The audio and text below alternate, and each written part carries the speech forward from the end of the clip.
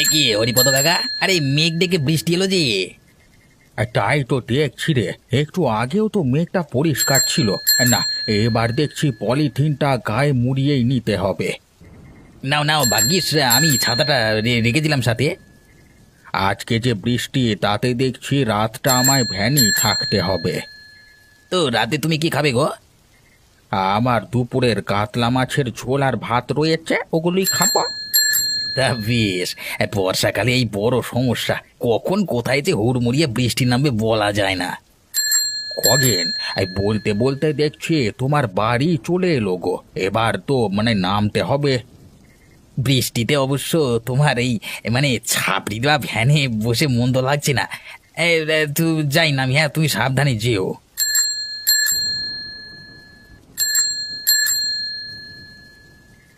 না, আজ দেখছি বৃষ্টি থামবার নাম নেই।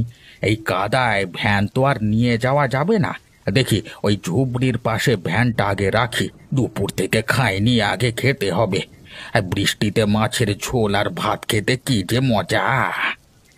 তোর আজকের খাওয়াটাই শেষ খাওয়া। কে কে কে তুমি? অনেক দিনের প্রতিশোধের নেশায় ঘুরে বেড়াচ্ছি তোর পেছনে। কে কে? পরিচয়টা। আজ আমার এতদিনের বয়ে বেড়ানো কষ্ট মিটলো।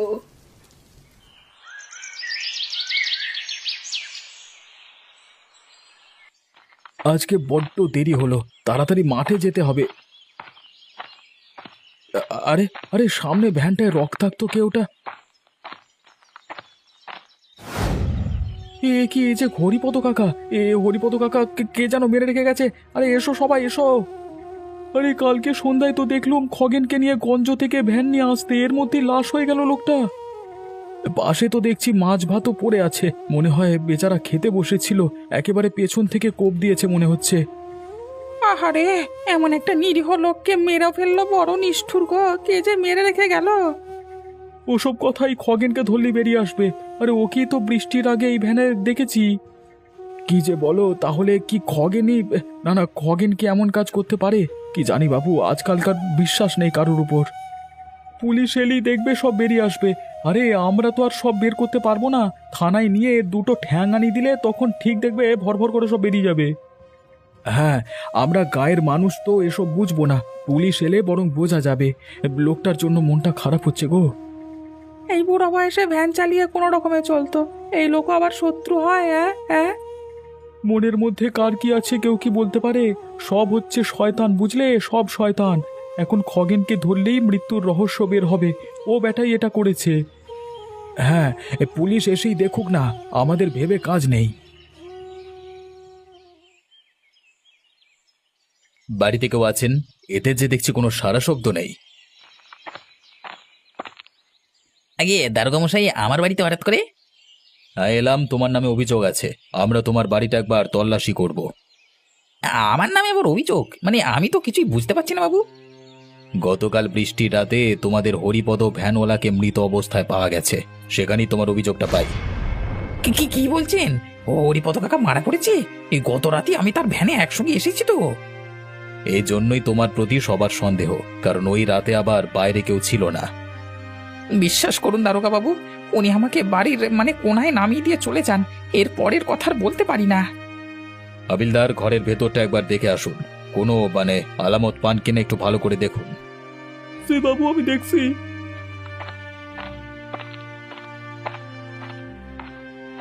দারোগা বাবু, আমার তো বড্ড ভয় করছে, আপনারা কি আমাকে আবার ধরে নিয়ে যাবেন নাকি? দেখো, আইনের কাজে আমরা তোমাকে আটক করতে বাধ্য, আদালত সত্য মিথ্যা রায় দেবে। দারোগা বাবু, আমি এসব কিছুই জানি না, আমাকে শুধু শুধু সন্দেহ করা হচ্ছে, আমি ছাড়া আমার পরিবার না খেয়ে থাকবে। আমাদের এখানে কিছু করবার নেই। বাবু, ঘরের ভেতর তো কিছু পেলাম না। আপনি তাহলে একে থানায় নেওয়ার ব্যবস্থা করুন। কি রে, কিছু বলবি? মন খারাপ কেন? জানিস, কাল রাতে বাবাকে পুলিশ ধরে নিয়ে গেছে।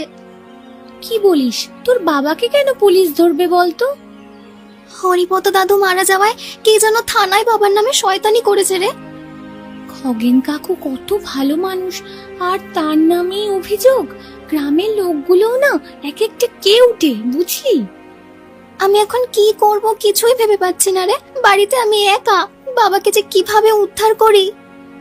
শোন রাখি, কাকুকে কেউ একজন শয়তানি করে ফাঁসিয়েছে, কিন্তু আসল খুনি এখনো বের হয়নি। তবে কি করব, একটু বুদ্ধি দে। আমার না ভীষণ চিন্তা হচ্ছে বাবাকে নিয়ে। চল আমরা বরং এই রহস্যের খোঁজ করি, তাছাড়া তো আর কোনো পথ দেখি না। আমরা তো এখনো ছোট, এসব বিষয় লোকে আবার আমাদের বকা দেবে না তো?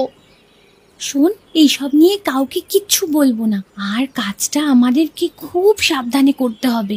বিশেষ করে খগেন কাকুকে মিথ্যে অভিযোগ থেকে বাঁচাতেই হবে আমাদের, বুঝলি?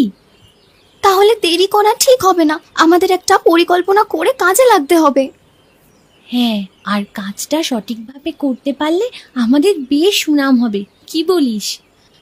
তা হবে বটে, কিন্তু গায়ের লোকগুলো যে পুটনোপনা করে সেটাই ভয় হচ্ছে রে।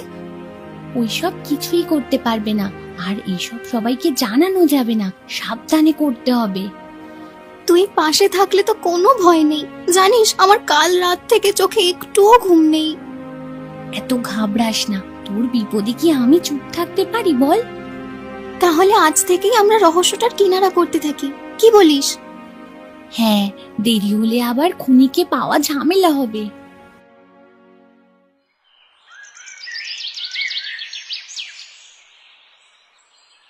কি গো, খুব চিন্তিত যে? বলি, এভাবে কেউ মন মরা হয়ে থাকে? সাধে কি আর মন মরা হয়ে থাকি গো, রাখির বাবাটা থানায়, কি হবে কে জানে। কি আর করবে, সবই তো ভাগ্যের লিখন। বুড়োটাও মরলো, আরেকজনকেও মেরে গেল। রাখির স্কুল, সংসার, আবার মাঠের ক্ষেত, এগুলো আমি কিভাবে একা দেখবো? কার বাড়িতে আগুন দিয়েছিল যে এমন ক্ষতিটা করলো গো? শত্রুর কি আর অভাব আছে? দেখো গে, নিজের কাছের মানুষই হয়তো পুলিশে দিয়েছে। ভগবান সব দেখে, বিনা দোষে আমার স্বামীকে যে ফাঁসালো, সে একদিন ওই জালে পড়তেই হবে। সেই রাতে নাকি তোমার বর ওই ভ্যানেই আসছিল, তাই তো সবাই বলা বলি করছে। কতজনই তো কতজনার ভ্যানে আসে, তাহলে সেই ভ্যানওয়ালা মারা গেলে তারা কি অপরাধী? কি জানি বাপু, আমারও তো মাথায় আসে না সব আইন কানুনের বিষয়। আমরা মুখ্য সূক্ষ্ম মানুষ, অত বুঝি নে। এখন যে কি হবে, আমরা তো ওইসব বুঝিও না। ভাবলাম একটু তোমার বাড়ি দিয়ে ঘুরে যাই। তোমরা বাড়িতে একা কি করছো এই ভালো মন্দ জানতেই এলাম। তা ভালো করেছো গো, কিন্তু এসে আর কি ভালো মন্দ দেখবে আমার? আর সেই একই অবস্থা দেখো, চোখে শুধু অন্ধকার দেখছি। মিথ্যে কারণে আজ এমন, চারিদিকে শুধু মিথ্যের দুনিয়া। আচ্ছা গো, তোমরা থাকো, আমার আবার বাড়িতে অনেক কাজ পড়ে আছে। আমি আবার আসবো, তোমরা বেশি চিন্তা করো না, কেমন? ঠিক আছে, আমিও একটু গরুগুলোকে খেতে দেই।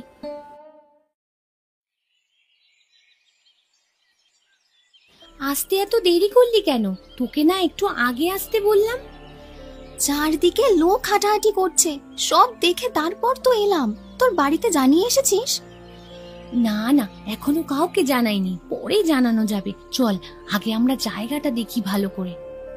এই যে রক্তের ছাপ, মনে হয় এখানেই মেরেছিল। আশপাশটা একটু ভালো করে দেখতে হবে, যদি কিছু পাওয়া যায়। এর আশেপাশে ভালো করে খুঁজলেই কিছু না কিছু পাবি, কারণ কোথাও না কোথাও একটা চিহ্ন আমরা ঠিক পাবো, কি বলিস?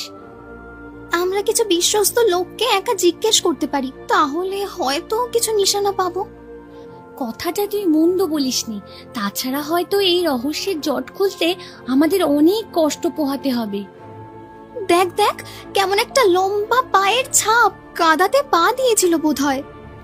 পাটা কেমন বেঁকা, মেয়েদের মতো, তাই না? হ্যাঁ, আমারও তো তাই মনে হচ্ছে। মনে হচ্ছে পাশের ঝোপ অব্দি গিয়েছে। চল তো একটু এগোই।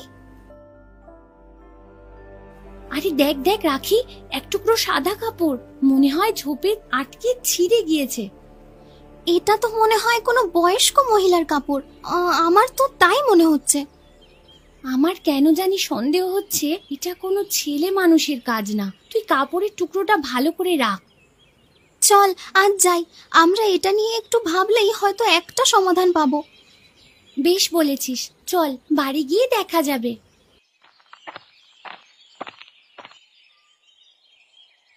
আসলে বাবা, ভয় পাচ্ছিস কেন বল, আমাদের বলতে ভয় কিসের? হরিপদ দাদুর মৃত্যুটা আমার কাছে কেমন যেন অদ্ভুত লাগছিল। আর তাছাড়া খগেন কাকুকে পুলিশ ধরায় আমার মনে হচ্ছিল এই রহস্যটা বের করি। তাই আমি আর রাখি দুদিন হলো রহস্য খুঁজছি। তুই ছোট মানুষ, আর তাছাড়া এসব কাজ তোর জন্য নয়, তুই এগুলোতে যাবি না। কেন বাবা, রাখি আমার বান্ধবী, ওর বাবাকে রক্ষা করা আমার কর্তব্য না? ওরে আমার কর্তব্য রে, বলি তোকে এসব কর্তব্য দেখাতে হবে না, পুলিশ আছে, ওরাই সব দেখবে আর বুঝবে।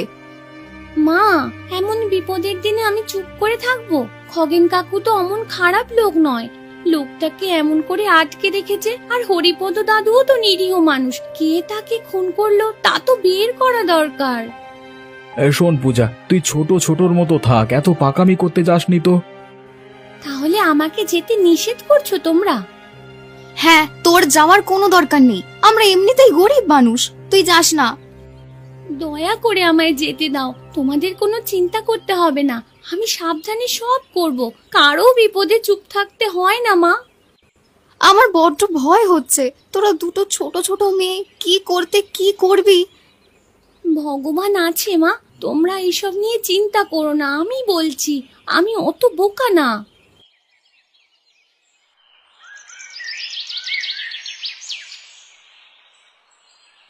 কিরে, তোরা দুই বান্ধবী যে একসাথে, খুব মিল দুজনে, তাই না?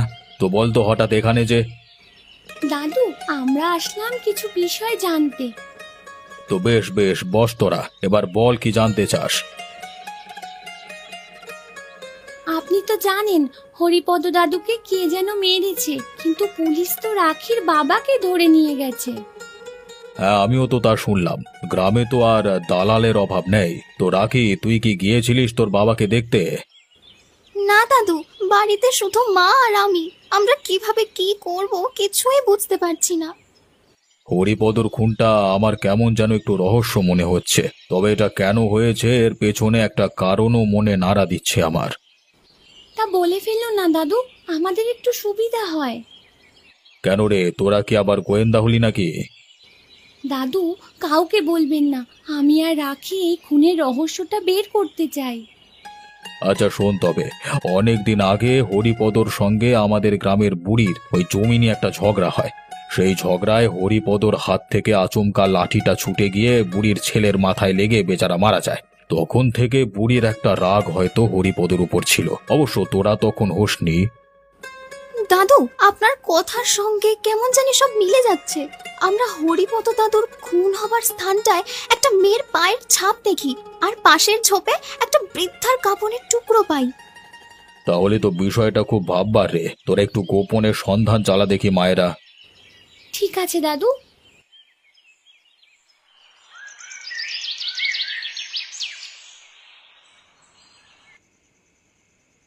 কি গো, এমন গোমরা হয়ে বসে আছো যে? গোমরা থাকবো না তো কি হাসবো? চিন্তায় আমার গলায় ভাত ঢুকছে না। কেন, কি হলো আবার? মনে হচ্ছে আকাশ থেকে পড়লে। বলি, মেয়েটা যে অত বড় একটা কাজ করছে, তোমার কি একটুও চিন্তা হচ্ছে না? বলি, তুমি কেমন বাবা গো, চারদিকে কি শত্রুর অভাব? আমি কি করব বলো, ওকে তো বাধা দিলাম, কিন্তু ও যাবেই। একটাই মেয়ে আমার, কখন যে কে কি করে বসে, এসব কাজ কি আমাদের গরিবদের মানায়? ও যা হবার হবে, তাছাড়া ও তো অন্যায় করছে না কোথাও, যে মানে যা করছে ঠিক করছে। আসলে কি হয়েছে তো খুঁজছে, তাই না? মুখে তো বললে, কিন্তু কিছু হলে তো আগেই মায়ের বুকেই লাগবে। তাহলে তুমি এখন কি করতে বলছো আমাকে? বড় রাগ দেখাচ্ছ যে। আমি কিছুই করতে বলিনি, বলি গ্রামে কি কিছু শুনছো টুনছো? একটু চোখ কান খোলা রেখো। এখনো কেউ কিছু বলেনি, আর তাছাড়া পুলিশের ভয়ে সবাই মুখে কুলু পেটেছে। পূজা আর রাখিকে যদি পুলিশ ধরে? তোমার কি মাথা খারাপ হয়েছে? ওরা মেয়ে মানুষ, তার মধ্যে ছাত্রী। আরে ওরা তো অন্যায় করছে না, পুলিশও বোঝে গিন্নি। কি জানি বাপু, ওসব বড় বড় ব্যাপার আমি বুঝি না। খালি আমার একমাত্র মেয়ে পূজার জন্যই আমার যত ভয় হয়।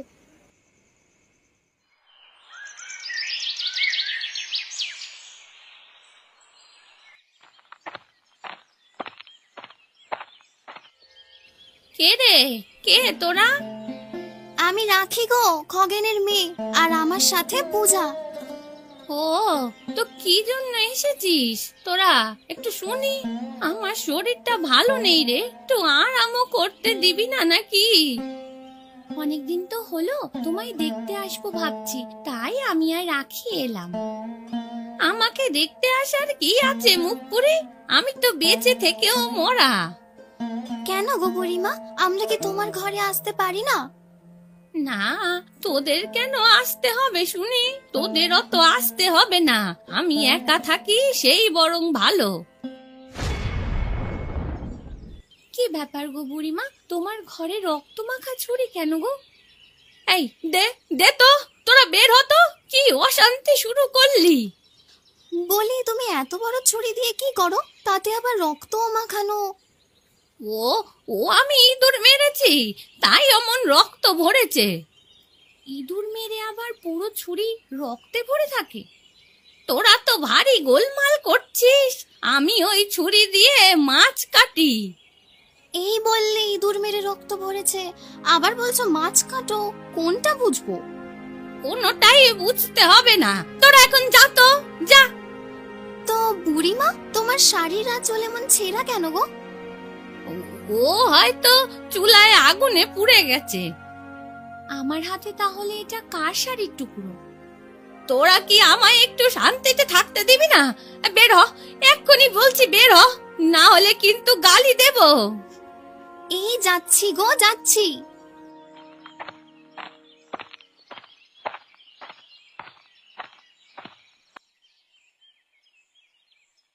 অবিনাশ বাবু, আপনি হঠাৎ থানায়? বসুন বসুন।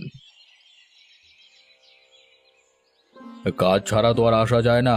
বলছিলাম, হরিপদর মৃত্যুর কোনো কুল কিনারা পেলেন? দেখুন, আমরা তো তদন্ত করছি, এখনো পুরোপুরি সুরাহা মেলেনি। ঘটনাটা একটু জটিল আছে। হ্যাঁ, তা আছে বটে, তবে খগেনকে যে আটক করেছেন ও কিন্তু নির্দোষ। আমি এই ঘটনার একটা সমাধান পেয়েছি। তাহলে তো বেশ ভালো কথা। কি সমাধান পেলেন যদি একটু বলতেন, আমাদের সুবিধে হতো। আমাদের গাঁয়ের মেয়ে পূজা আর রাখি দুজনে মিলে কদিন পরিশ্রম করে এই রহস্যের কিনারা পেয়েছে। তাহলে ওদের তারিফ করতে হয় মশাই। আর তা হয়, তা মূল কথায় আসি শুনুন। গ্রামে একটা বুড়ি থাকে, তা তার পূর্ব শত্রুতার জেরে এই খুনটা করে সে। আর খুনের জায়গায় বুড়ির কাপড়ের টুকরো পায় আর পায়ের ছাপ পাওয়া যায়, এবং পরে বুড়ির বাড়িতে রক্ত মাখানো ছুরিও পাওয়া যায়। এত কিছু বের করে ফেলেছে, তাহলে তো আমাদের কাজ অনেকটাই হালকা হলো। কদিনে মেয়েগুলোর জন্য চিন্তা হচ্ছিল, কারণ মানুষের মন বলা তো চায় না কে কখন শত্রুতা করবে। ও নিয়ে আর চিন্তা করতে হবে না। তাহলে খগেনকে এবার একটু ছেড়ে দেবার ব্যবস্থা করুন। অবশ্যই অবশ্যই ছাড়বো। আপনার নিজের থেকে বিষয়টা বের করায় আপনারা আমাদের তরফ থেকে ধন্যবাদ আর কি। আর আমরা বুড়িকে আটক করতে যাচ্ছি খুব তাড়াতাড়ি। আর সে তো আসবেনি, আমরাও সাহায্য করবো। আসলে কদিন এই বিষয়টা নিয়ে একটু চিন্তায় ছিলাম তো। এসব তো চিন্তারই বিষয়। আপনার বিচক্ষণতা অবশ্য চিন্তা থেকে মুক্তি দিল। আমরা তবে আসি।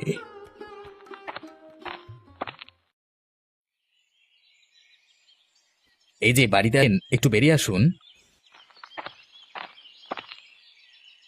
কে বাবা? ও মা, তোমরা আবার এই গরিব দুঃখের বাড়িতে কি করতে? কার কি চুরি করলাম গো? চুরি না, আপনার বিরুদ্ধে হরিপদর খুনের প্রমাণ আছে।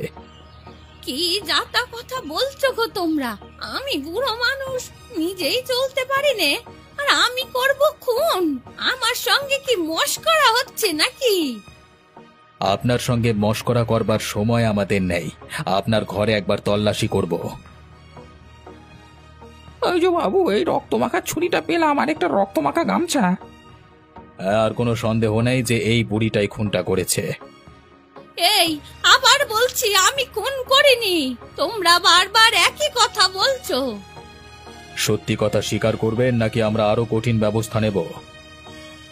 বলছি অনেক আগে ওই হরিপদ আমার একমাত্র ছেলেটাকে মেরে ফেলে।